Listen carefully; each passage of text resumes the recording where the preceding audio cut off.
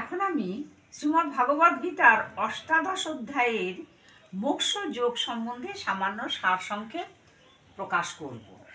এখানে অর্জুন শ্রী ভগবানের নিকটে বলেছেন, সন্ন্যাসস্য মহাবাহ তত্ত্বমিচ্ছামি বেদিতুম ত্যাগস্য চ ঋষিকেশ পৃথক কেশিনী সুদন। অর্জুন বললেন, হে মহাবাহু, হে ঋষিকেশ, হে কেশিনী সুদন, সন্ন্যাস ও ত্যাগের তত্ত্ব কি তাহা পৃথকভাবে আমি জানতে ইচ্ছা করি, তুমি বলো। সন্ন্যাস আর ত্যাগ, সন্ন্যাস কথার অর্থ কি সেটা আগে আমরা জানবো। সন্ন্যাস কথার অর্থ হচ্ছে সর্বতভাবে ন্যাস। ন্যাস কথার অর্থ হচ্ছে ত্যাগ করা, সর্বতভাবে ত্যাগ করা। স্বয়ং ভগবান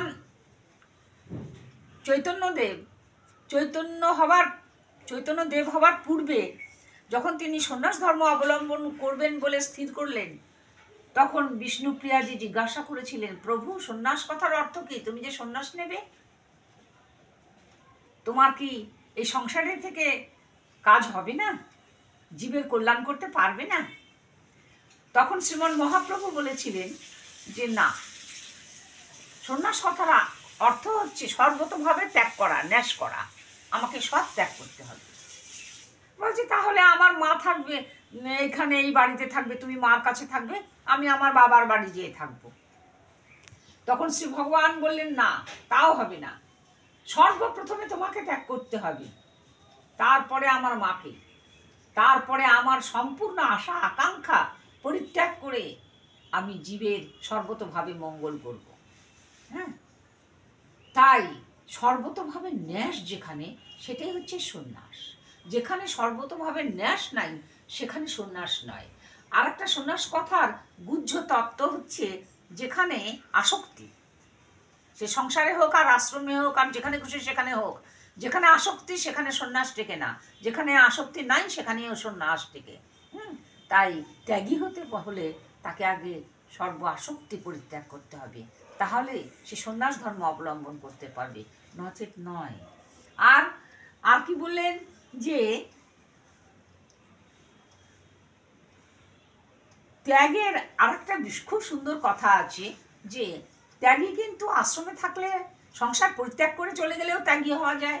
আবার ত্যাগী যদি হতে হয়, তাহলে তার ভেতরে যদি সাধনা থাকে, তাহলে সে সংসারের থেকেই ত্যাগী হতে পারে। কেননা অম্বরীশ রাজা, জনক ঋষি, এরা সংসারে ছিলেন, সংসার করতেন, অনেক প্রজা পালন করতেন। তারা কি ত্যাগী ছিলেন না? তারা কি রাজর্ষি হননি? তারা কি দেবর্ষি হননি? তারা কি যোগীমুনি হননি? হয়েছেন। কেন? তারা সর্বতভাবে সব ত্যাগ করে সকলের মধ্যে বিচারণ করতেন বলে তার শ্রেষ্ঠ হয়েছে। এমন ত্যাগী হতে হবে অর্জুন, তা না হলে তুমি আমাকে পাবে না। আর এইরকম ত্যাগী যদি হতে পারো, সত্যগুণান্বিত ত্যাগী, তাহলে তুমি আমাকে লাভ করতে পারবে, নচেত নয়। ভগবান বলছেন যে শ্রেয়ান স্বধর্ম বিগুণ পরধর্মাৎ অনুষ্ঠিতাৎ স্বভাব নিয়তং কর্ম কুর্বান্নাপ্নোতি কিলবিষম। হ্যাঁ, বলছেন যে সমস্ত কর্ম একেবারে খুব সুন্দর করে করতে হবে, আর অন্যের ধর্মের প্রতি কোনো দৃষ্টি থাকবে না, লালসা থাকবে না। হ্যাঁ, নিজের ধর্মই হচ্ছে সবচেয়ে শ্রেষ্ঠ। এই শ্রেষ্ঠ মনে করে যদি নিজের ধর্ম ক্ষুণ্ণও হয়, সামান্যও হয়, তার প্রতি শ্রদ্ধা রাখতে হবে। আর তুমি কেমন অশ্রদ্ধা সহকারে বলছো যে আমি যুদ্ধ করব না, এটা তো তোমার অশ্রদ্ধা। এখানে তো শ্রদ্ধার বিন্দুমাত্র লেশ নাই। তাই তুমি এই কাজই করো, কিন্তু শ্রদ্ধার সঙ্গে করো, দেখবে শ্রেয়ান স্বধর্ম বিগুণ পরধর্ম সানুষ্ঠিতাৎ স্বধর্মে নিধনং শ্রেয় পরধর্ম ভয়াবহ। হ্যাঁ, পরের ভয়াবহ বিশাল ধর্মের চাইতে নিজের ক্ষুদ্র ধর্ম শ্রেষ্ঠ। তুমি তাই জীবনে রূপায়িত করো, তাহলে তোমার জীবন হবে ধন্য। বলছেন, ব্রহ্মভূত প্রসান্নাত্মা ন শোচতি ন কাঙ্ক্ষতি সমং সর্বেষু ভূতেষু মদ্ভক্তিং লভতে পরাম। ব্রহ্মভূত প্রসান্নাত্মা, যারা ব্রহ্মের সঙ্গে একত্ব চিত্ত, যারা ব্রহ্মকে জানে, চেনে, বোঝে, ব্রহ্ম কথার অর্থ হচ্ছে ঈশ্বর। যারা ঈশ্বরের সঙ্গে সম্বন্ধ যুক্তভাবে রেখেছে তারাই হচ্ছেন একমাত্র আমাকে জানতে পারে। আর আত্মা থাকবে শান্ত, চিত্ত থাকবে সবসময় শান্ত। শান্ত চিত্তের মানুষ ঈশ্বরকে ভজনা করতে পারবে। ন শোচতি ন কাঙ্ক্ষতি, কোনো আকাঙ্ক্ষা থাকবে না, কোনো অনুশোচনা থাকবে না, এমন হতে হবে। তাহলে সে প্রকৃত ত্যাগী হতে পারবে এবং সত্য গুণান্বিত হতে পারবে। আমাকে সে লাভ করবে, পরম পদ লাভ করবে। আমি কথা দিচ্ছি যে তুমি এইভাবে চলো, তাহলে তোমার জীবন হবে সুন্দর। বলছেন, ওরে অর্জুন, এত ভেবে এত চিন্তা করে তোমার লাভ কি? মচ্চিত্ত সর্বদুর্গানি মৎ প্রসাদাৎ তরিষ্যতি অথ চেত তম অহংকারান্ন শ্রেয়সী বিনংসতি। বলছেন মচ্চিত্ত সর্বদুর্গানি, আমার প্রতি চিত্ত নিবেদন করে মচ্চিত্ত হয়ে যাও, যত দুর্গতি আছে সমস্ত তোমার পরিত্যাগ হয়ে যাবে, দূর হয়ে যাবে। তাহলে তুমি শুধু শুধু ভয় পাচ্ছ কেন? বললেন, ঈশ্বর সর্বভূতানাং হৃদ্দেশে অর্জুন তিষ্ঠতি ভ্রামায়ান সর্বভূতানি যন্ত্রারূঢ়ানি মায়ায়া। বলে, অর্জুন, অনন্ত কোটি ব্রহ্মাণ্ডে এত মানুষ দেখতে পাচ্ছ, তারা চলছে, বলছে, খাচ্ছে, কথা বলছে, মনের ভাব প্রকাশ করতে পারছে কেন? তার কারণ তারা মনে করবে না। যারা এরকম মনে করে যে আমি নিজের শক্তিতে চলছি, তারা ভুল করে। কেননা আমি বসে আছি তার ভেতরে। এই সম্পূর্ণ একেবারে চক্ষুকর্ণ জিহ্বা নাসিকা ত্বক বাক পাক পানি পায়ু উপস্থ মন ক্ষিতি অপ মরু বন তেজ রূপ রস গন্ধ শব্দ স্পর্শ সমন্বিত যে সুন্দর দেহটা, এই দেহের মধ্যে এই আমি তার অন্তঃপুরে বসে আছি আত্মা রূপে, আমি পরিচালনা করছি। সর্বভূতানাং, সব অনন্ত কোটি ব্রহ্মাণ্ডের সর্বভূতের সর্বজীবের চিত্তে আমি আছি আসল মানুষ। আমি মানুষকে চালিয়ে নিয়ে বেড়াচ্ছি এই জগৎময়, এটা তুমি মনে করবে। যন্ত্রের মতো চলছে মানুষ, কেন? আমার কৃপায়, আমার অনুপ্রেরণায়। তাই বলছেন, তমেব শরণং গচ্ছ সর্বভাবেন ভারত তৎপ্রসাদাৎ পরাং শান্তিং স্নানং প্রাপ্তি শাশ্বতম। তখন বলছেন অর্জুন, হে ভগবান, পরম শান্তি পেলাম তোমার কথা শুনে। তুমি আমাকে পরিচালনা করছো, এই এত সুন্দর কথা শুনে আমি এত শান্তি পাচ্ছি যে এবার আমি তোমার শরণাপন্ন হলাম। তুমি যা বলবে আমি তাই করব। আমার মধ্যে কোনো মোহ থাকবে না। আমি সর্বান্তঃকরণে তোমার চরণারবিন্দে নিজেকে নিবেদন করে দিলাম। ইতি তে জ্ঞানমাখাইতিয়াং গুজ্জাত গুজ্জ তরং মায়া বিমৃশৈ তৎ অশেষেণ যথেচ্ছসি তথা কুরু। শ্রী ভগবান বলছেন, অর্জুন, প্রথম থেকে শেষ পর্যন্ত লক্ষ্য করে দেখো, জ্ঞানের কথা, সন্ন্যাসের কথা, কর্মের কথা, শ্রদ্ধার কথা, দুঃখের কথা, আনন্দের কথা, সব তোমাকে, ভক্তির কথা সব তোমাকে বলা হলো। আর আমার বলার কিছু নেই। এবার গুচ্ছ হইতে গুচ্ছ আমার যে সমস্ত তত্ত্ব বিষয়, তা আমি তোমার কাছে নিবেদন করেছি। হে অর্জুন, এবার তুমি নিজের ইচ্ছা মতো যা ইচ্ছা তাই করতে পারো। যুদ্ধ করতেও পারো, যুদ্ধ না করতেও পারো। যুদ্ধ করলে স্বর্গে বাস, না করলে পরে নরকও তোমার দিকে আর ফিরে তাকাবে না। এই কথা তোমাকে বলা হলো।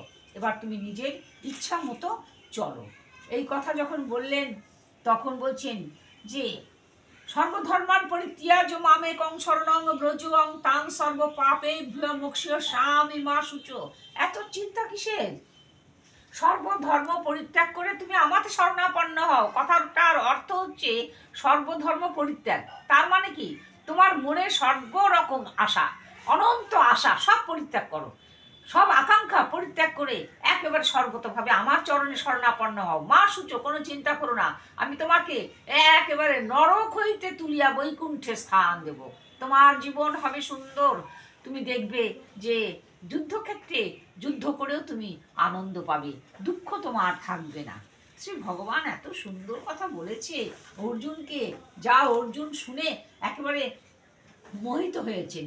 ইদংতে না তো পক্ষায় না ভক্তায় কদাচন ন চা শুশ্রুবে বাচং ন চ মাং যো অভ্যসুয়তি ইদং জয় ইদং পরমং গুজ্জং মদ্ভক্তেশ অভিধাস্বতি ভক্তিময়ী পরাং কৃত্বা মামে বস্যসি সংশয় কোনো সংশয় না করে অর্জুন তুমি আমার প্রতি শরণাপন্ন হও, তোমার জীবন সুন্দর হবে, ধন্য হবে।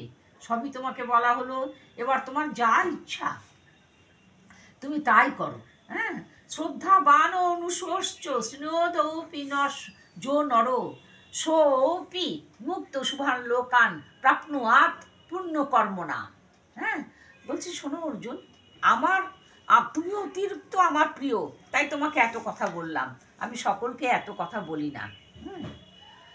অর্জুন শ্রী ভগবানকে বলছেন নষ্ট মোহ স্মৃতি লব্ধা তৎপ্রসাদাৎ মচ্যুত স্থিত বর্ষি গত সন্দেহ করিষ্যে বচনং তব। অর্জুন ভগবানের কাছে হাত জোর করে বললেন, হে ভগবান, আমার সমস্ত সন্দেহ দূরীভূত হয়েছে, মোহ দূরীভূত হয়েছে, আমি তোমার শরণাপন্ন হলাম, যা বলবে আমি তাই করব। ভগবান বলছেন, বাহ, এত সুবুদ্ধি তোমার হয়েছে। অর্জুন এই সমস্ত কথা শুনে অর্জুন এবং শ্রীকৃষ্ণ যুদ্ধক্ষেত্রের যত কথা আলোচনা করেছেন, যত উপদেশ দিয়েছেন শ্রী ভগবান, তাকে সমস্ত কথা শুনলেন একজন, কে? সঞ্জয়, সভাসদ ধৃতরাষ্ট্রের। তিনি শুনে একে একে ধৃতরাষ্ট্রের কাছে সমস্ত কথা বর্ণনা করলেন। ব্যাস প্রসাদাৎ শ্রুত বানোদ গুজ্জতমং পরম যোগা যোগের সরাত কৃষ্ণাৎ সাক্ষাৎ কথায় স্বয়ং। বলছেন ব্যাসের কৃপায় এই সঞ্জয় অন্তর্চক্ষু লাভ করে যুদ্ধক্ষেত্রে সমস্ত কিছু দর্শন করে একেবারে ধৃতরাষ্ট্রকে সমস্ত প্রকাশ করলেন। শ্রীমদ্ ভাগবত গীতায় বলছেন সঞ্জয় যে আমি খুব ভালো করে জানি রাজামশাই, যে যত্র যোগেশ্বর কৃষ্ণ যত্র পার্থ ধনুর্ধর তত্র শ্রীবীর জয় ভূতির ধ্রুবা নীতির মতির মম। আমি খুব ভালো করে জানি যেখানে আছেন স্বয়ং ভগবান কৃষ্ণচন্দ্র যোগেশ্বর, আর যেখানে আছেন শ্রী পার্থ অর্জুন, সেখানে কোনো দিন পরাজয় হতে পারে না, সেইখানেই জয় হবে, সেইখানেই হবে পরম শান্তি। এই কথা বলে তিনি ধৃতরাষ্ট্রকে একেবারে সম্পূর্ণ আশ্বাস বাক্য দিয়ে হাত জোর করে বললেন, রাজামশাই আপনি শান্তি পেয়েছেন? বলছে, হ্যাঁ, আমি সমস্ত কিছু তোমার কাছে শুনে খুব শান্তি পেলাম। এখানেই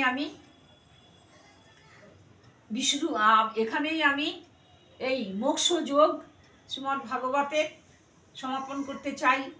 আরেকটি কথা বলি কি, যে এই মোক্ষ যোগের পরিসমাপ্তিতে শ্রী ভগবান বলছেন যে একেবারে সর্বতোভাবে প্রত্যেকটি মানুষের কাছে তিনি বলেছেন সর্বতোভাবে ঈশ্বরের চরণে শরণাপন্ন।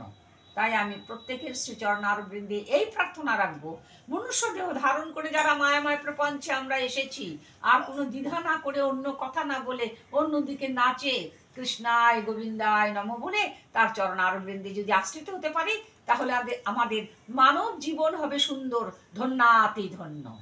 এই কথা বলেই আমি আমার এই একেবারে অষ্টাদশ অধ্যায়ের মোক্ষ যোগ এখানে সমাপন।